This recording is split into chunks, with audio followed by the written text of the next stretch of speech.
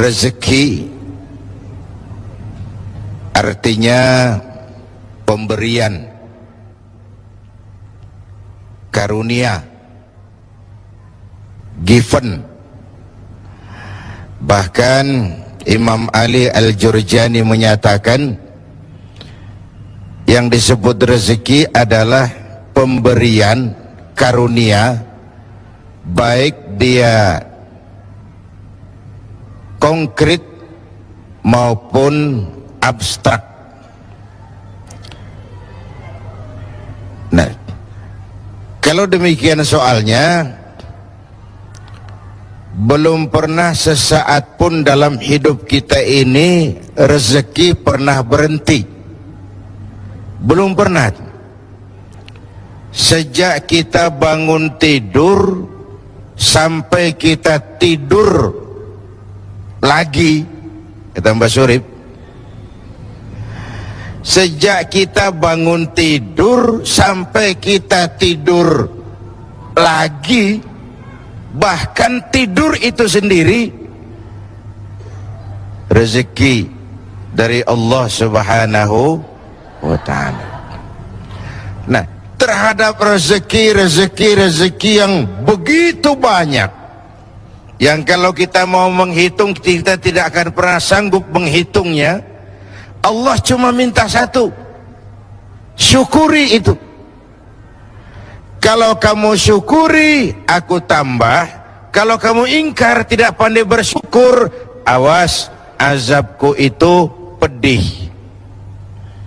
Jadi ayat ini mau bilang, nikmat bisa berubah menjadi bencana kalau kita tidak pandai mensyukurinya, termasuk urusan rezeki ini.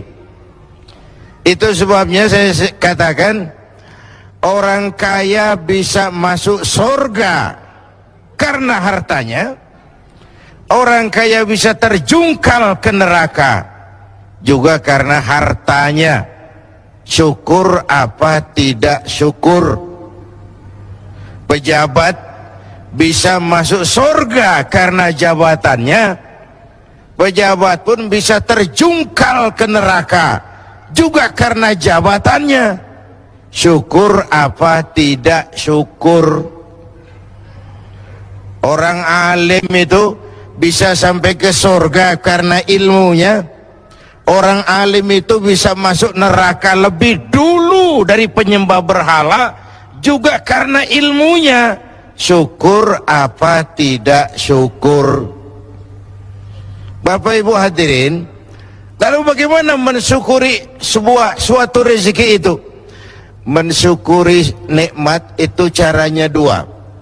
Pertama, syukur qauli, syukur dalam bentuk ucapan.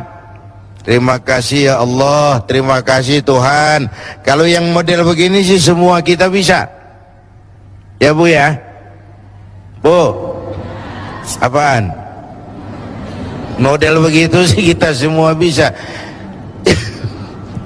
Yang berat itu syukur fi'li, syukur dalam bentuk perbuatan. Apa syukur dalam bentuk perbuatan itu? Mempergunakan suatu nikmat sesuai dengan kehendak yang memberinya. Itulah syukur yang sesungguhnya. Jadi kalau mulutnya tidak pernah berhenti, ya Allah terima kasih dikasih harta yang banyak, tapi pelitnya 17 setan, itu belum syukur. Itu belum syukur yang sebenarnya. Belum syukur yang sebenarnya. Mempergunakan suatu nikmat sesuai dengan kehendak yang memberi nikmat itu. Janganlah diberikan nikmat tapi digunakan untuk menentang yang memberinya. Janganlah diberikan nikmat tapi untuk bermaksiat kepada yang memberinya. Itu sungguh sesuatu yang perbuatan yang kita tidak tahu diri katanya. Nikmat akan bertambah kalau kita syukuri, tapi akan berubah menjadi bencana kalau kita tidak pandai mensyukurinya. Bapak Ibu hadirin, karena itu bukan cuma uang rezeki itu. Bahkan sebagian ulama mengatakan rezeki itu garis besarnya dua macam, anfus dan amwal. Anfus terjemahan dari diri.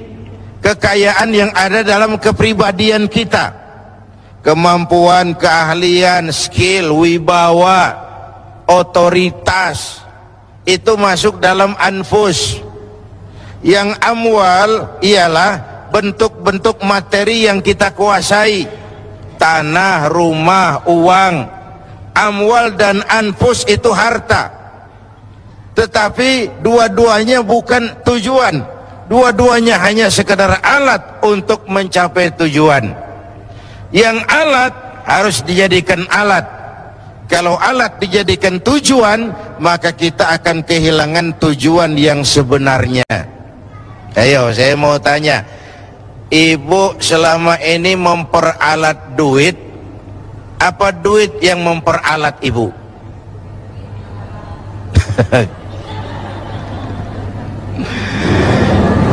Selama ini kita memperalat harta atau harta yang memperalat kita? Harta memperalat kita. Yang lebih makro, selama ini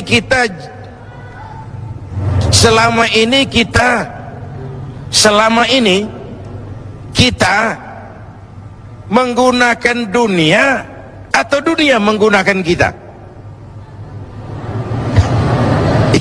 Idealnya kita menggunakan dunia, kita mengendarai dunia dan bukan dunia yang mengendarai kita.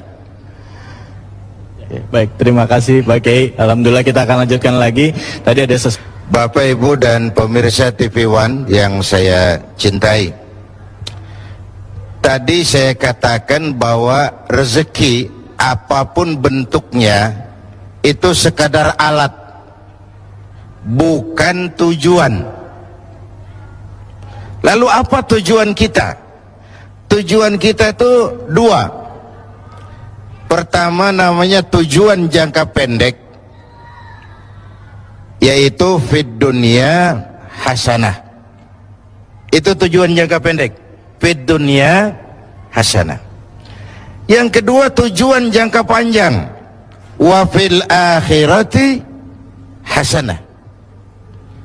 Kebahagiaan di dunia sebagai tujuan jangka pendek dan kebahagiaan akhirat sebagai tujuan jangka panjang. Untuk mencapai tujuan inilah kita menggunakan alat. Alat itu namanya rezeki. Jelas Pak? Jelas? Jadi rezeki ini untuk tujuan jangka pendek harus mengantarkan kita mencapai fid dunya hasanah. Untuk tujuan jangka panjang dia harus mengantar kita wa fil akhirati hasanah.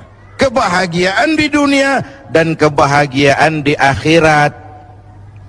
Alatnya rezeki ini, pangkat dan jabatan, kemampuan dan kewenangan, harta dan semua kekuatan materi yang kita miliki untuk tujuan jangka pendek harus membangun fid dunya hasanah. Tujuan jangka panjang menciptakan wa fil akhirati hasanah. Jelas Bu? Jelas? Apa yang jelas? Ya yang barusan itu. Yang barusan itu. Kita tidak sekedar punya tujuan jangka pendek dari hidup ini, kita punya tujuan jangka panjang.